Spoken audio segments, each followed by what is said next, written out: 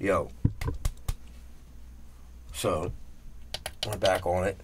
So it's kind of like a brass tacks.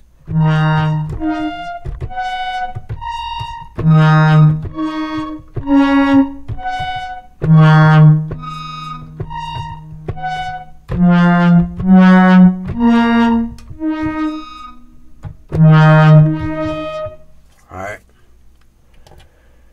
So nothing's really changed except for the filter. And I want to say on the last tape why I was excruciatingly loud is because I had the resonator with actual level going through that. Because if you add it in, it's pretty crazy. And not on notch. See what I mean?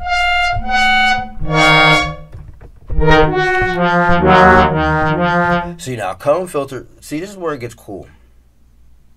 Yeah, you use it as an oscillator. Okay? Right. But you send it through the cone filter. You also have that LFO. You take that off.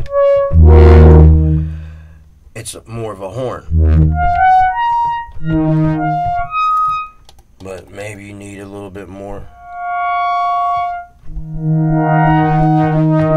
You know, you just have to engage in it. Oh yeah, I forgot. If you didn't know, there is a free resonator pack called Singing Swords. You should actually experiment with that. Wade yourself into the wires before you drop a dime. But see, when you drop the dime, you get shaped resonators and all this other crazy stuff. Right now we're using sine, but we'll go to a different shape for the purpose of the video. Actually, what's this? The King's Crown. Alright, let's play games.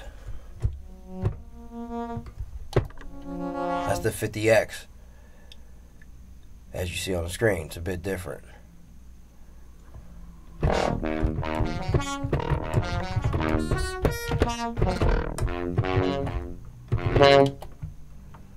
Turn down the cone minus.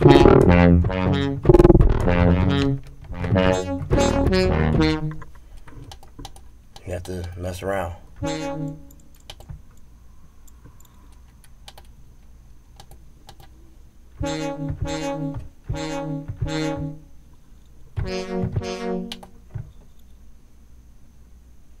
See, when you take that off, you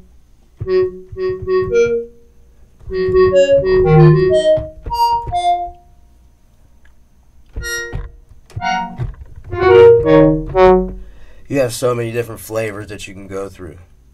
If you put the oscillator 1 mod on, you color it more. If you go down to filter 2 and throw oscillator 1 on, which is the resonator plus, you're using it within itself. You're using it as the tonic. You use the filter because they're tuned up to 100% key tracking on both, and you control it with the envelope, and you still get the impulse that this gives for extra punch. Poor man's drive is what we would call that. Now, that is basically how that goes. When you add the LFO in, you just add more dirt or color or dynamic to the brass type instrument or whatever instrument you want. Because like I said, you have to know the behavior of the instrument.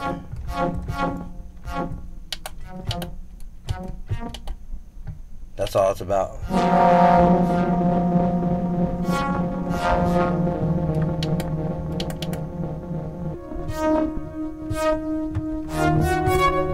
Changing the footages at 8 foot, that's the King's Crown. But if you go up, it doubles that, and then doubles it again.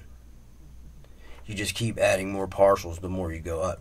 You'll see that in the PDF because it's all catalog for you, visual with the text and the box and ba. You know, it's not rocket science. You can clearly do all this stuff, all the math in your head. Plus the free resonators are also in there too. So it's, I mean, it's like a win-win situation with you. If you get the thing to experiment, you're gonna probably be more curious, and curiosity in this setting is great because then curiosity breeds creativity, and creativity adds to your arsenal of sounds, right? Because see, man, this thing's stacked up. This box tricked out. Alright, you guys know that. I tricked it out a long time ago. But I want you guys to trick your box out too, and then I want to hear the music that you come up with, because that'll please me. I take delight in it to see you guys grow as sound designers, and also put this in musical context, because that's what I'm finna do. But let's jump to this resonator. Okay, it's a sine triangle, so trine.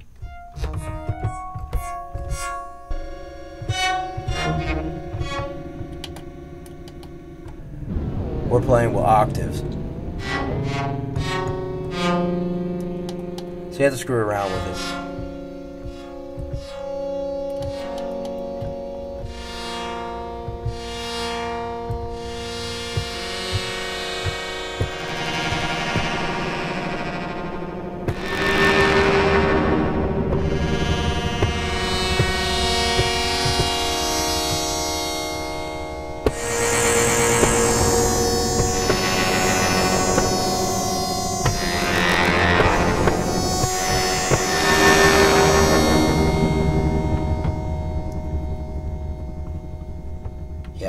Yeah, thing's crazy, right? Alright, I'm gonna shut this tape down for right now. We'll get this one on YouTube too. Once again, I hope you enjoyed. Like, comment, subscribe, helps the algorithm, and like I say, you guys inspire me to keep bringing it. Probably shouldn't delve too deep in resonators. They're not, I wouldn't say they're boring, but you know what they basically do. And I showed you what it's hitting for without, well, I mean, with it being the sound source. So that's it, without the cone filter.